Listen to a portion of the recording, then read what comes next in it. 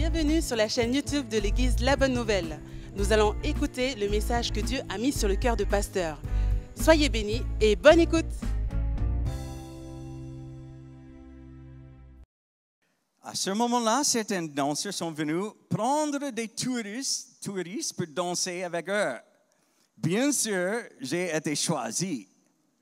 Je me suis réconforté en pensant que la danse n'avait pas l'air si difficile. Cependant, en essayant de faire ce que faisaient les danseurs tahitiens, je me suis retrouvé plus ressemblé à un dégénéré. Alors, cette expérience où j'ai essayé de pratiquer de la danse tahitienne m'a appris que c'était plus difficile que je ne le pensais. Certaines choses doivent simplement être expérimentées pour être apprises. Je vais vous donner un autre exemple. Je me souviens de la première fois que j'ai mangé du fafaru. Avant de le goûter, je me suis dit, oh, c'est juste du poisson. Mais j'aurais dû me douter de quelque chose lorsque tous les Tahitiens présents dans la pièce ont arrêté ce qu'ils faisaient pour me regarder le manger. En le mangeant, j'ai découvert que ça ne ressemblait à aucun autre poisson que j'ai mangé dans ma vie. Vous ne serez jamais capable de décrire le fafaru à quelqu'un de manière suffisamment adéquate afin qu'il comprenne ce que c'est. Il faut juste en faire l'expérience soi-même. Je n'oublierai jamais ce que j'ai vécu ce jour-là. L'apôtre Paul croyait fermement à l'apprentissage par l'expérience. Il ne peut pas imaginer croire en l'Évangile sans devenir semblable à l'Évangile. Pour Paul, c'est ainsi que nous parvenons à connaître Christ. Croire en l'Évangile conduit nécessairement à entrer dans la mort et la résurrection de Christ. Ce matin, nous poursuivons la série que nous avons commencée la semaine dernière, intitulée « La mort et la résurrection ». Comme nous l'avons vu la semaine dernière, nous expérimentons la mort et la résurrection de Jésus, non seulement lors de notre baptême d'eau, mais aussi sous plusieurs autres formes tout au long de notre vie. Connaître Jésus de ces deux manières complémentaires rend notre connaissance de lui plus riche et plus complète. Nous adoptons le modèle entier de la vie de Jésus comme histoire de notre propre vie. Galates chapitre 2, verset 20. J'ai été crucifié avec Christ. Et si je vis, ce n'est plus moi qui vis, c'est Christ qui vit en moi. Si je vis maintenant dans la chair, je vis dans la foi au Fils de Dieu qui m'a aimé et qui s'est livré lui-même pour moi.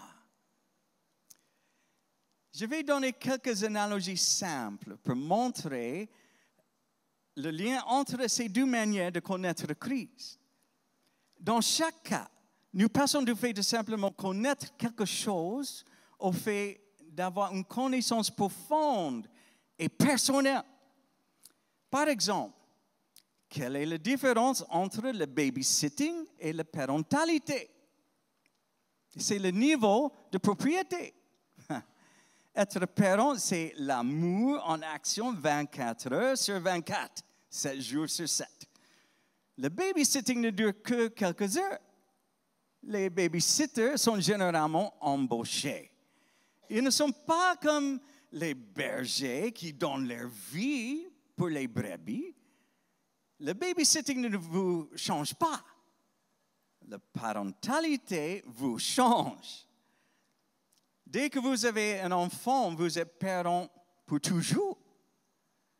J'ai souvent dit aux nouveaux parents, je suis sûr que vous regardez le monde entier avec des yeux différents maintenant. Expérimenter le fait de devenir parent n'a rien à voir avec le simple fait d'être un babysitter. Voici un autre exemple. Quelle est la différence entre fréquenter une école de commerce et créer soi-même une entreprise? Je suis sûr que l'école peut enseigner des choses utiles, mais l'expérimenter en créant soi-même une entreprise vous apprend des choses jamais abordées en classe. Ou que diriez-vous de ça? Quelle est la différence entre s'entraîner pour devenir militaire et faire la guerre? Aussi approfondi que puisse être la formation, le combat réel est à tout autre niveau d'expérience. Je connais un soldat américain qui a participé à la guerre du Vietnam. Il se réveille toujours, au moins une fois par an, avec des cauchemars liés à cette expérience. Ou voici un autre exemple. Quelle est la différence entre tomber amoureux et se marier? Tomber amoureux, ce n'est que faire les premiers pas vers des sentiments de bonheur. Les jeunes couples ne connaissent toujours rien vraiment. Tout est beau tout le temps. Mais le mariage est une décision et un engagement à être fidèles l'un à l'autre. Les vœux sont prononcés afin de rester fidèles l'un à l'autre à travers tous les sentiments et saisons changeantes de cette vie. Le mariage est quelque chose de plus profond et bien plus beau que les premiers signes d'affection. Encore une fois, chacun de ces exemples prend quelqu'un qui n'avait auparavant qu'une connaissance intellectuelle limitée et le plonge dans un monde d'expérience personnelle. Dans le processus, il va éprouver de la souffrance en chemin. Cette souffrance mène à la croissance et à la maturité. Dans le monde d'aujourd'hui, beaucoup cherchent à éviter à tout prix la souffrance. Leur prière est que ma volonté soit faite. En refusant de mourir à leur égoïsme, elles deviennent des personnes superficielles et susceptibles. Ce qu'elles n'arrivent pas à voir, c'est que le fait d'éviter toute souffrance les rend plus faibles. En réalité, les petites irritations sont submergentes. Elles gardent une trace de tout ce que les autres leur ont fait de mal. Cet historique les épuise et leur laisse peu de capacité à aimer ou à faire face au mal. En bref, la souffrance plus l'obstination égale l'amertume et l'irritation. Mais ceux qui sont crucifiés avec Christ vivent quelque chose de tout à fait différent. Lorsqu'ils expérimentent une souffrance de faible niveau, ils l'absorbent. Ils croient que le monde est déséquilibré. Donc, par amour, ils travaillent pour le rééquilibrer. Par conséquent, ils remarquent à peine les petites irritations. Ceux qui sont dans l'union avec Christ sont dans un état constant de pardon et de patience. Cela se traduit par une énorme capacité à aimer et à faire face au mal.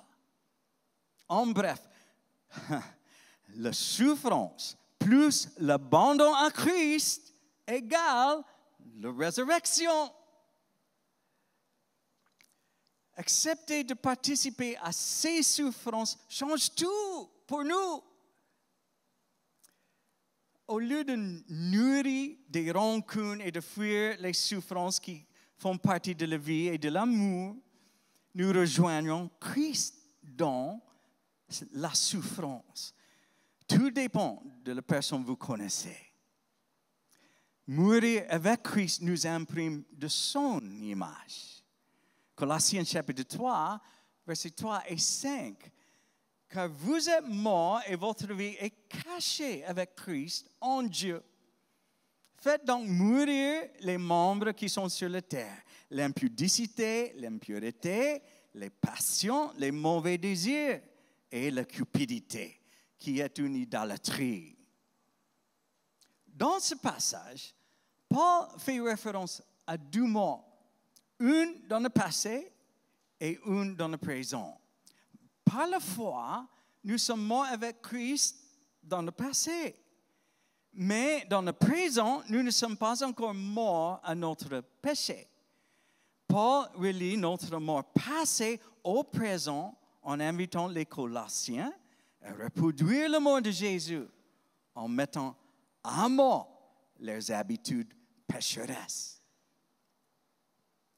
Nous sommes appelés à nous repentir, à nous détourner du péché.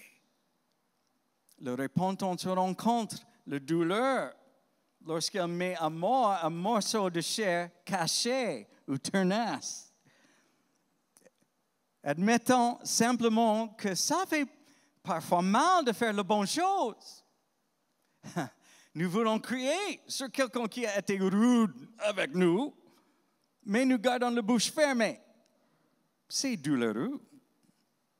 Notre travail acharné et nos accomplissements ne sont pas reconnus. Peut-être même que quelqu'un d'autre est félicité et pas nous. Nous ne disons rien et ça fait mal. Mais notre silence dans des moments comme ceux-là tue un morceau de notre chair. Cela nous unit à Jésus dans sa mort. Oui, effectivement, ça fait mal. Compte tenu de l'obsession moderne à vouloir vivre dans un monde sans douleur, il est utile de savoir que la victoire sur notre chair entraînera aussi de la douleur, voire de la tristesse. Mais c'est entièrement adéquat. On ne nous dit pas de nier ou de tuer nos émotions. Elles sont les témoins que notre chair est en train d'être mise à mort. Considérez les batailles auxquelles nous faisons face avec la convoitise sexuelle. La chair crie par moments, luttons pour vivre. Mais nous sommes appelés à mettre notre chair à mort. Il y a un mélange d'émotions lorsque nous faisons cela. Nous pourrions expérimenter la tristesse du repenti parce que notre chair n'arrive pas à faire ce qu'elle veut faire. Nous pouvons demander à Dieu de nous aider à voir les autres comme ses enfants. Oui, nous pouvons lui demander de nous aider à détourner le regard. Job a dit dans Job, chapitre 31, versets 1 à 4, « Pourtant, j'avais conclu un pacte avec mes yeux. Il ne devait jamais porter un regard chargé de désir sur une jeune fille. Car quelle part Dieu pourrait-il me réserver d'en haut? Quel serait l'héritage que me destinerait du haut des cieux le Tout-Puissant? En effet, le malheur n'est-il pas réservé à ceux qui sont injustes et la tribulation à ceux qui font le mal? Et ne voit-il donc pas comment je me comporte? Ne tient-il pas le compte de tous mes faits et gestes? » Job a fait une promesse à Dieu. Nous sommes appelés à faire de même. Tenir nos promesses n'est pas forcément facile. Mais lorsque nous disons non à la convoitise, nous mettons notre chair à mort.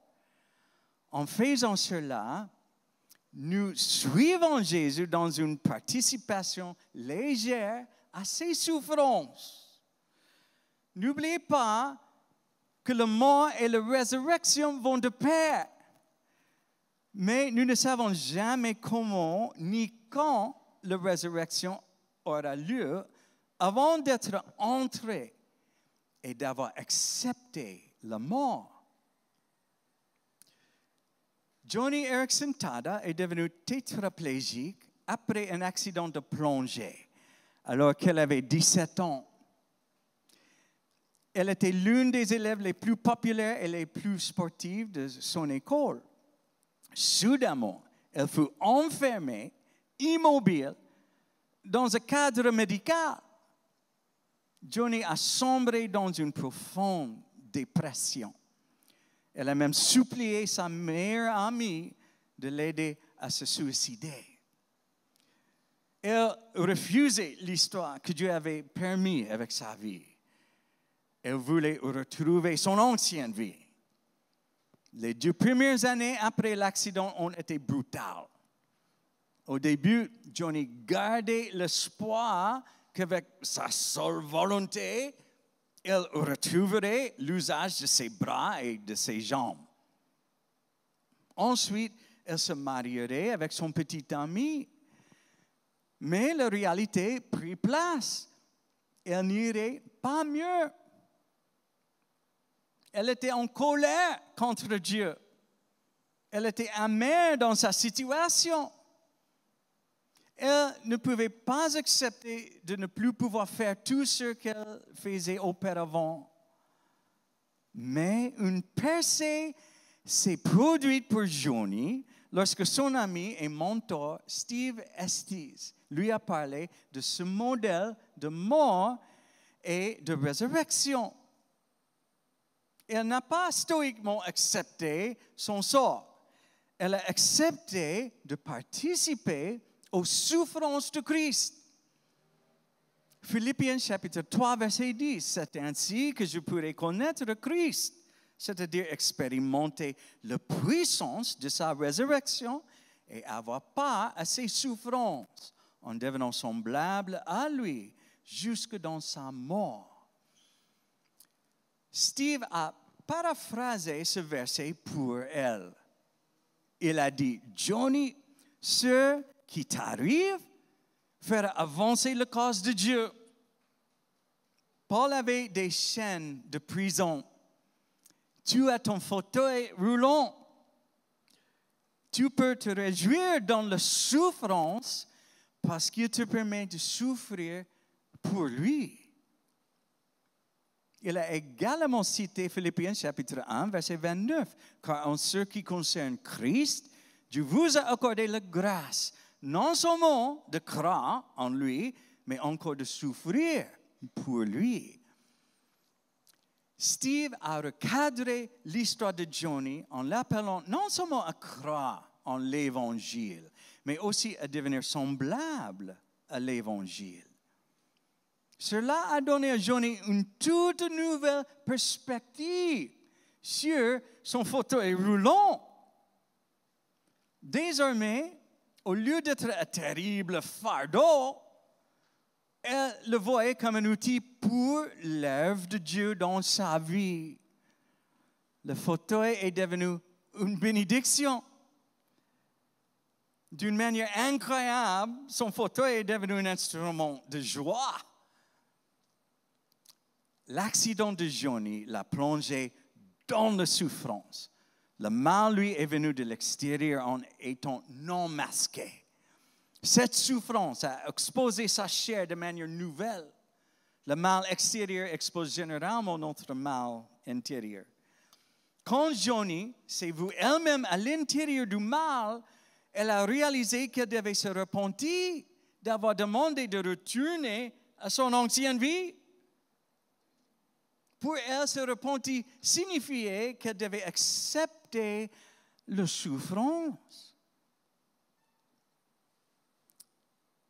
Joni a mis à mort son ancienne vie en donnant son matériel de sport. Elle a arrêté de s'accrocher à son passé. Elle a dit, désormais, j'étais obligée de faire confiance à Dieu. Elle n'avait pas réalisé la profondeur du changement que Dieu avait opéré dans sa vie jusqu'au jour où elle s'est retrouvée avec ses amis un soir. Ses amis aiment chanter. Ils sont allés dans une gare de Baltimore City. C'était un bâtiment massif avec une excellente acoustique. Ils ont trouvé un coin et ont commencé à chanter des harmonies. Leurs voix ont résonné dans toute la gare. Un gardien est arrivé et leur a ordonné de sortir du bâtiment. Il a dit, vous voyez ce panneau? Il est écrit, pas de vagabondage. Il est 23 heures et vous, les enfants, n'avez rien à faire ici. Puis, il a pointé Johnny du doigt et a dit, et vous, remettez ce fauteuil roulant là où vous l'avez trouvé, tout de suite. Johnny a dit, mais monsieur, c'est mon fauteuil roulant. Il lui a dit d'arrêter d'être difficile et de ramener immédiatement le fauteuil roulant. Lorsque ses amis ont commencé à rigoler, il a réalisé son erreur. Cette nuit-là, quand ils sont rentrés chez Johnny, une amie s'est agenouillée à côté de Johnny et elle a dit, Johnny, c'est la première fois que je t'entends l'appeler mon fauteuil roulant. Merci de l'avoir appelé ainsi. Tu es en train de m'aider à assumer mes problèmes. Johnny a reçu le fauteuil roulant. Elle n'a pas repoussé la participation aux souffrances de Christ. De même, Dieu a donné à chacun de nous un fauteuil roulant. Il pourrait s'agir d'un époux qui est critique, d'un enfant qui est capricieux, de bouger qui est toujours serré, ou de la perspective de célibat de toute une vie. Oui, peut-être que la solitude est votre fauteuil roulant. Ces fauteuils sont des portes vers le fait de connaître Jésus de manière que nous n'aurions jamais imaginé. Mais il faut les recevoir. Nous ne pouvons pas les repousser. Nous devons dire avec Johnny, c'est mon fauteuil roulant. C'est ainsi que nous passons du fait de simplement connaître quelques faits sur Christ au fait de réellement expérimenter sa vie en nous. Et cela dans la réalité de nos vies. Ce que nous aimons, façon ce que nous voulons. Ce qui contrôle ce que nous faisons. Cela peut être soit positif, soit négatif. Voici un exemple négatif tiré de la vie de Johnny. Elle aimait son ancienne vie. Elle a refusé sa nouvelle vie. Elle a éprouvé de la colère et a expérimenté une profonde dépression. Ce que nous aimons détermine nos actions. Donc, comment gérer les mauvais désirs? Johnny l'a fait par un acte de sa volonté. Elle a mis à mort ses vieilles envies en vendant son matériel de sport. Elle a affronté ses anciens désirs de manière intentionnelle et résolue. Parfois, nous essayons de changer nos désirs en les éduquant, ou en les rénovant, ou en améliorant notre cœur. Mais voici le Dieu vérité. Nous ne pouvons pas améliorer la chair. Nous devons la mettre à mort. Nous ne pouvons ni raisonner, ni sympathiser avec elle. Le croix est un lieu pour mourir, pas pour s'améliorer. Pour que nous puissions pleinement expérimenter Christ, les anciens désirs doivent disparaître. Nous agissons de manière décisive contre nos sentiments Oui, nous aimions ces anciens désirs, mais maintenant, nous avons un nouvel amour, un nouvel appel et un nouveau maître. Donc, par un acte de volonté, nous devons faire le contraire de ce que nos sentiments charnels nous disent de faire. Parfois, lorsque nous sommes tentés, prier est la dernière chose que nous voulons faire. Mais c'est en fait la chose que nous devons le plus faire. C'est un moyen pratique d'aller à l'encontre de nos sentiments et d'inviter la puissance de Dieu dans la situation. Lorsque nous faisons ce pas, nous ne menons plus la bataille seuls. J'ai lu une citation du pasteur évangélique britannique J.C. Ryle que j'ai beaucoup aimé. Voici ce qu'il a dit. La prière et le péché ne vivront jamais ensemble dans le même cœur. La prière consumera le péché ou le péché étouffera la prière. Avec cela à l'esprit, choisissons délibérément la prière. Passez à l'action, refaçons la volonté, ce qui étouffe les mauvais désirs. Cela a créé une nouvelle chaîne d'amour qui a fonctionné ainsi dans la vie de Johnny. Johnny aime Jésus. Elle a reçu son fauteuil roulant. Elle a expérimenté la joie et l'amour. Remarquez à quel point le résultat était magnifiquement différent lorsque son amour était placé en Jésus plutôt que dans son ancienne vie. Auparavant, elle a éprouvé la colère et a expérimenté une profonde dépression. Maintenant, elle expérimentait la joie et l'amour.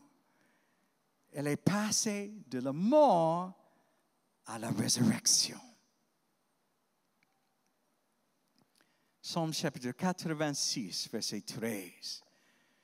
Car ton amour pour moi est grand, et toi, tu me délivres du gouffre, du séjour des morts.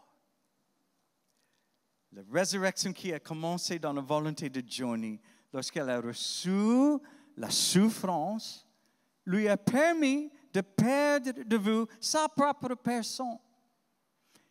Elle a ensuite attiré d'autres personnes dans un cercle d'amis sans cesse grandissant. Elle a créé une organisation mondiale appelée Johnny and Friends. Chaque année, il s'occupe de milliers de personnes touchées par le handicap. L'amour de Dieu nous réconforte dans nos souffrances. Puis cet amour déborde sur les autres comme un ministère de réconfort. Paul en a parlé dans 2 Corinthiens chapitre 1, verset 3 à 5. Béni soit Dieu, le Père de notre Seigneur Jésus-Christ, le Père des miséricordes et le Dieu de toute consolation, qui nous console dans toutes nos afflictions, afin que, par la consolation dont nous sommes l'objet de la part de Dieu, nous puissions consoler ceux qui se trouvent dans quelque affliction. Car de même que les souffrances de Christ abondent en nous, de même notre consolation abonde par Christ. Paul voit sa souffrance comme une participation aux souffrances de Christ. La mort est suivie par la résurrection. La souffrance est suivie par le réconfort. L'œuvre de l'amour répète à la fois la mort et la résurrection de Jésus. Comme Jésus, Paul souffre pour que les autres puissent être réconfortés. De même, comme nous l'avons vu, la souffrance de Johnny se transforme en réconfort pour de milliers de personnes touchées par le handicap. Continuons avec 2 Corinthiens chapitre 1, versets 6 et 7. Si nous sommes affligés, c'est pour votre consolation et pour votre salut. Si nous sommes consolés, c'est pour votre consolation qui se réalise par la patience à supporter les mêmes souffrances que nous endurons. Et notre espérance à votre égard est ferme, parce que nous savons que si vous n'avez pas aux souffrances, vous avez pas aussi à la consolation. Chaque acte d'amour reproduit potentiellement l'Évangile. Ma mort sert à ta transformation, à ta résurrection. La souffrance de Christ inonde nos vies comme un réconfort. Donc, lorsque nous souffrons, notre souffrance s'écoule dans la vie des autres comme un réconfort. La souffrance n'est pas étrange pour Paul. Il ne se contente pas d'endurer la souffrance. Il célèbre une vie qui reproduit le croix et le tombeau vide. Paul décrit la vie chrétienne normale.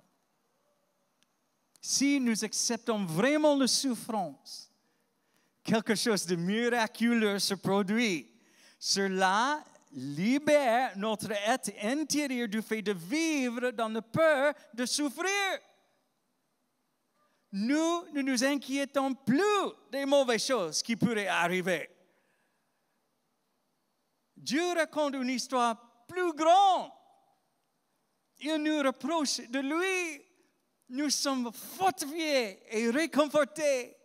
Il veut guérir notre cœur. Il nous rend semblables à l'image de Jésus. Il nous aide à devenir matures et à regarder au-delà de notre propre personne.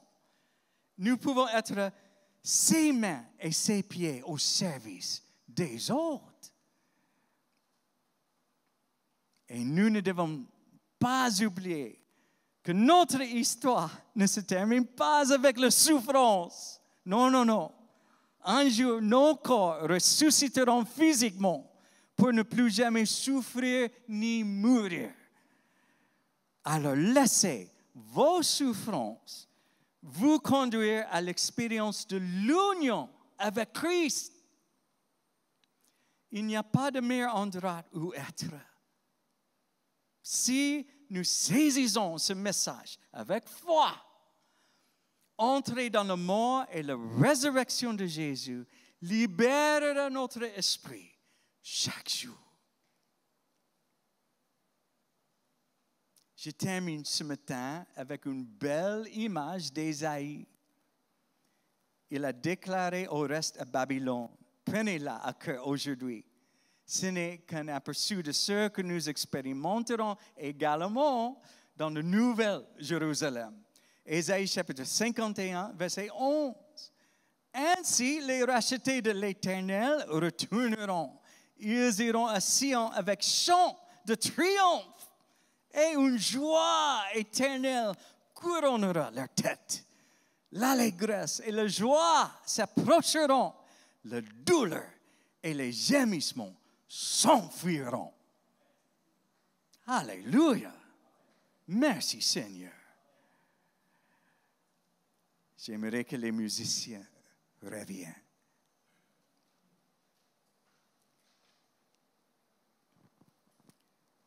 Permettez-moi de vous demander, comment réagissez-vous à votre fauteuil roulant? Comment réagissez-vous à la souffrance dans votre vie? Est-ce que vous repoussez la participation aux souffrances de Christ? Ou est-ce que vous le voyez comme une porte vers le fait de connaître Jésus de manière que vous n'auriez jamais imaginé? Nous avons l'occasion d'expérimenter l'union avec Christ. Mais cela n'arrivera jamais sans le fait de mourir à notre chair. Tant que nous serons amoureux de notre ancienne vie et de ses habitudes, nous aussi, nous n'expérimenterons que la colère et la dépression. Mais accepter la souffrance nous libère. Nous apprenons ce qu'elle était censée nous apprendre. Elle nous conduit plus en profondeur dans l'union avec Jésus. Puis la mort est suivie de la résurrection. Jésus remplit nos vies de joie et d'amour. S'il vous plaît, inclinez la tête et fermez les yeux.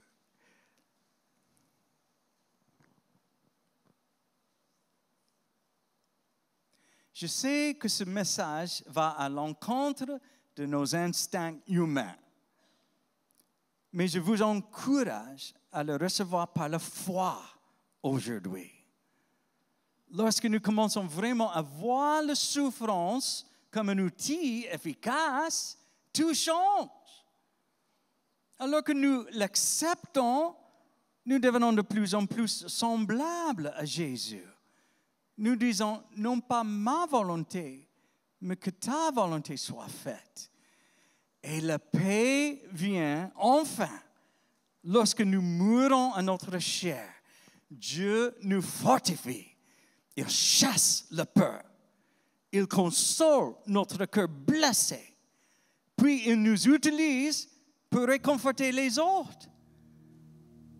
Si c'est votre désir et votre engagement de permettre à cette souffrance de vous conduire plus en profondeur dans l'union avec Christ, voudrez-vous lever la main? Merci Seigneur, merci Seigneur. Prions. Seigneur Jésus, nous te remercions pour ton bel exemple. Tu t'es soumis à la souffrance pour le bien qu'elle allait produire. Tu as trouvé de la force dans la prière. Cela t'a rendu capable d'accomplir la volonté de ton Père céleste. Nous voulons suivre ton exemple. Aide-nous à voir la souffrance d'une nouvelle manière. Nous ne serons pas dévastés par elle. Avec foi, nous l'accepterons. C'est de cette façon que nous pouvons te connaître. Nous expérimenterons la puissance de ta résurrection et partagerons tes souffrances, devenant semblables à toi-même dans ta mort. Nous n'avons pas besoin de redouter, ni de nous inquiéter, ni de craindre quoi que ce soit. Nous avons la paix alors que nous demeurons en celui qui a vaincu le monde.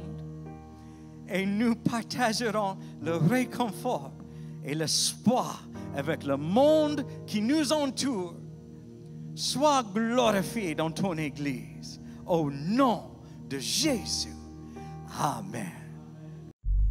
Merci d'avoir suivi le message. Nous vous invitons à nous rejoindre en présentiel. Pour plus d'informations, je vous invite à cliquer sur le lien mis en descriptif de cette vidéo. N'hésitez pas à mettre un like et à vous abonner. À bientôt à l'Église La Bonne Nouvelle.